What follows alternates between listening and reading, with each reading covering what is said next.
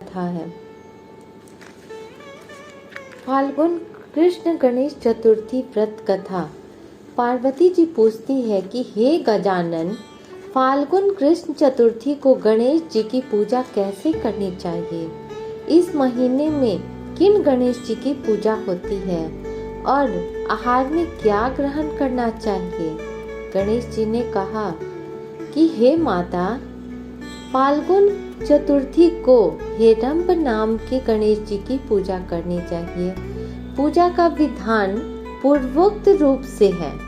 इस दिन खीर में कनेर के फूल मिलाकर गुलाबास की लकड़ी से हवन करना चाहिए।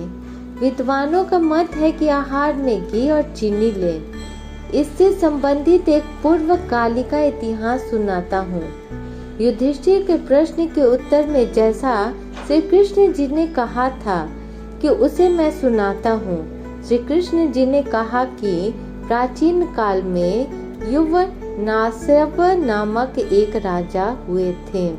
वे धर्मात्मा, उदार, दाता, देवताओं और ब्राह्मणों के पूजक थे। उस राजा के राज्य में विष्णु शर्मा नामक एक तपस्वी ब्राह्मण रहते थे।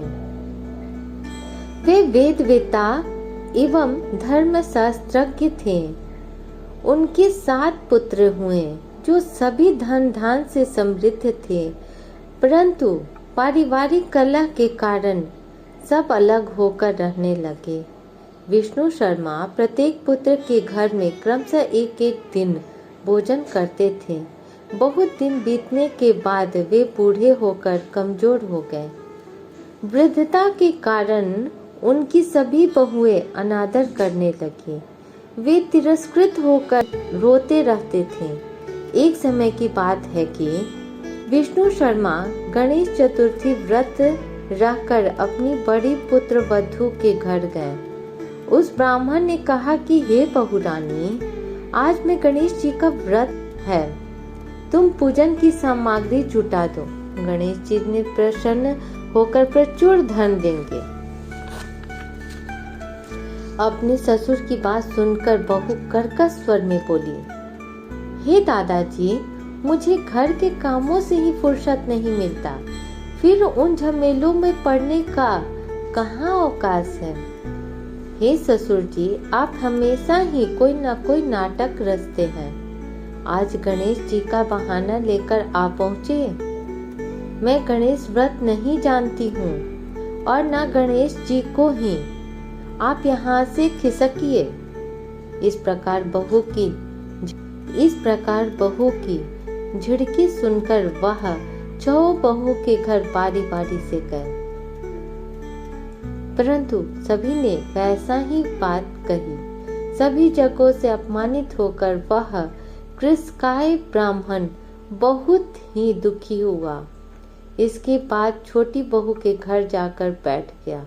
छोटी बहुत ही धनहीन थी। वह संकोच में पड़ कर कहने लगी। ब्राह्मण ने कहा कि अरे बहुरानी, अब मैं कहाँ जाऊं? 6 बहुओं ने तो फटकार दिया। तुम्हारे यहाँ तो व्रत सामग्री एकत्र करने का कोई साधन नहीं दिख रहा है। मैं स्वयं बहुत वृद्ध हूँ। एक कल्याणी बहू, मैं बार बार सोचता हूँ कि इस व्रत में सिद्धि मिलेगी और सभी कष्टों का अंत होगा। अपने ससुर की बात सुनकर छोटी बहू कहने लगी। बहू ने कहा कि हे दादाजी, आप इतने दुखी क्यों हो रहे हैं? आप अपनी इच्छा के अनुसार व्रत कीजिए।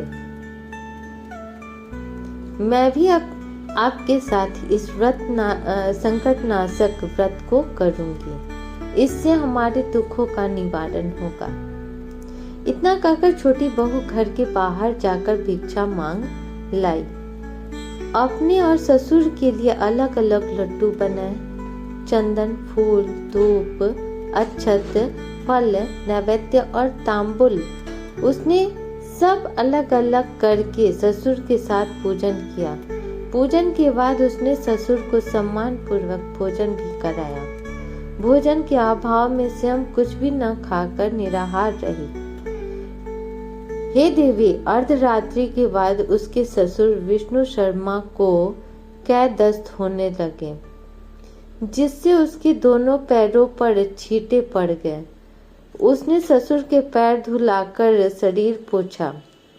वह शोक करने लगी कि मुझ हतभाग्नि के कारण आपकी ऐसी दशा क्यों हुई। हे दादाजी, रात को अब मैं कहाँ जाऊं? मुझे आप कोई उपाय बताइए। रात भर विलाप करते रहने के कारण अनजाने में उसका जागरण हो गया और फिर सुबह हुई। छोटी बहू क्या देखती है कि उसके घर में मोती और मणियों का ढेर पड़ा है, जिससे घर प्रकाशित हो रहा था। अब उसके ससुर का कैद दस्त भी बंद हो चुका था। आश्चर्य में पड़कर वह अपने ससुर से पूछने लगी, यह क्या बात है? यह संपत्ति किसकी है? अरे इतनी मणि मूंगा आदि मेरे घर में कहाँ से आ गए? हे दादाजी, क्या कोई हम लोगों को चोरी में फंसाने के उद्देश्य से तो घर में नहीं डाल गया है? पतोह की बात सुनकर ब्राह्मण कहने लगा कि हे कल्याणी, यह सब तुम्हारी श्रद्धा का फल है। तुम्हारी भक्ति से गणेश जी ने तुम्हें इतनी संपत्ति दी है। बहू कहने लगी कि हे दादाजी, आप धन्य हैं। आपकी कृपा से ही आपकी कृपा से ही गणेश जी प्रसन्न हुए हैं। मेरी दरिद्रता दूर हुई, घर में अतुल संपत्ति आई और आपकी कृपा से ही धन हुई। इस प्रकार वह ससुर से बार बार कहने लगी। अब छोटी बहू के घर में अपार संपत्ति देखकर अन्य सभी बहुओं के क्रोध की सीमा न रही। उन्होंने कहा कि बूढ़े ने अपने संपूर्ण संचित धन को दे डाला। बहुओं के पारस्परिक कलह को देखकर विष्णु शर्मा डर कर कहने लगे कि इसमें मेरा कोई दोष नहीं है, केवल इस व्रत के प्रभाव से गणेश जी ने प्रसन्न होकर छोटी बहू को दिया है। गणेश जी ने कुबेर जैसी संपत्ति प्रदान की है। हे बहुओं, मैंने पहले तुम्हारे घर जाकर व्रतानुष्ठान का अनुरोध किया था, परंतु तुम लोगों ने मुझे दुत्कार दिया। छोटी बहू ने भिक्षा मांगकर पूजन सामग्री जुटाई। इसके करने से गणेश जी ने प्रसन्न होकर इसे ये संपत्ति प्रदान की है। गणेश जी कहते हैं कि हे गिरिराज कुमारी, उस ब्राह्मण के 6 पुत्र दारिद्र, रोगी और दुखी हो गए। केवल छोटा पुत्र ही इंद्र के समान भाग्यशाली बन गया। वे 6 आपस में होड़ करते हुए फाल्गुन कृष्ण गणेश चतुर्थी व्रत करने लगे।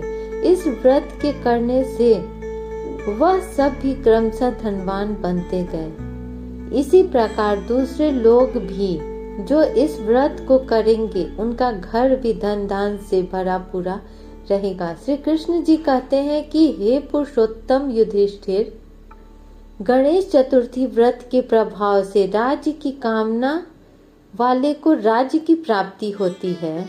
इसलिए हे राजन, आप भी इस व्रत को शीघ्र ही कीजिए। फल स्वरूप आप कष्टों से छूटकर राज्य का सुख उपभोग करेंगे। श्री कृष्ण जी के मुख से इस कथा को सुनकर युधिष्ठिर बहुत प्रसन्न हुए और व्रत करके गणेश जी की कृपा से अखंड राज्य के अधिकारी हुए। प्रेम से बोलो श्री गणेश भगवान की जय, गजानन भगवान की जय, हेडम्ब भगवान की जय। जय जय गणेश देवा। जैसे आपने छोटी बहू के घर को भरा, वैसे ही समस्त लोगों के घरों को भी भरिएगा। जय हो गणेश देवा।